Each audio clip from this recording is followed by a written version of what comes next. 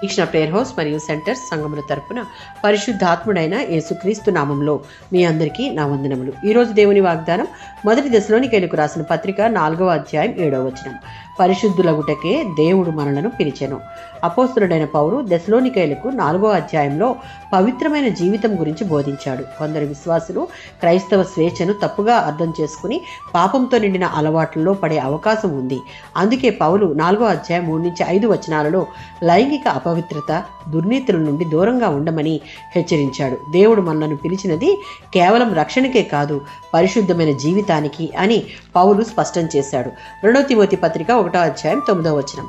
దేవుడు మనలను కేవలం పాప క్షమాపణకే కాకుండా పరిశుద్ధతలో నడవడానికి పిలిచాడు అన్నది ప్రతి విశ్వాసి గుర్తుంచుకోవాలి.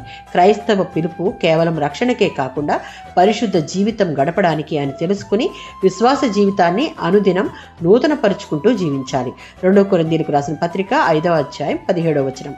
పాప స్వభావమును విడిచి క్రీస్తులో నూతనంగా జన్మించిన మనం ఆ నూతన స్వభావమును మన మాట, క్రియలలో, ప్రవర్తనలో కలిగిన వారంగా జీవించుటకు ఇష్టపడుతూ కష్టపడాలి. 1 పేతురు పత్రిక 1వ అధ్యాయం 15-16 వచనాలలో మనలను రక్షించిన మన దేవుడు పరిశుద్ధుడు గనుక మనము కూడా అన్ని విషయాలలో పరిశుద్ధులంగా ఉండాలని ఆయన కోరుతూ ఉన్నాడు. రోమీయులకు రాసిన పత్రిక 8వ అధ్యాయం 13-14 వచనాలలో ఈ లోకంలో జీవించినప్పుడు మన పరిశుద్ధతను దొంగిలించుటకు సాతాను చేసేటటువంటి కుటిల ప్రయత్నాలకు లొంగకుండా, అందులో బలహీనము కాకుండా పరిశుద్ధ జీవితం గడపడానికి పరిశుద్ధాత్ముడే సహాయం చేసి ఆ బలాన్ని ఇస్తాడు. ఆమెన్.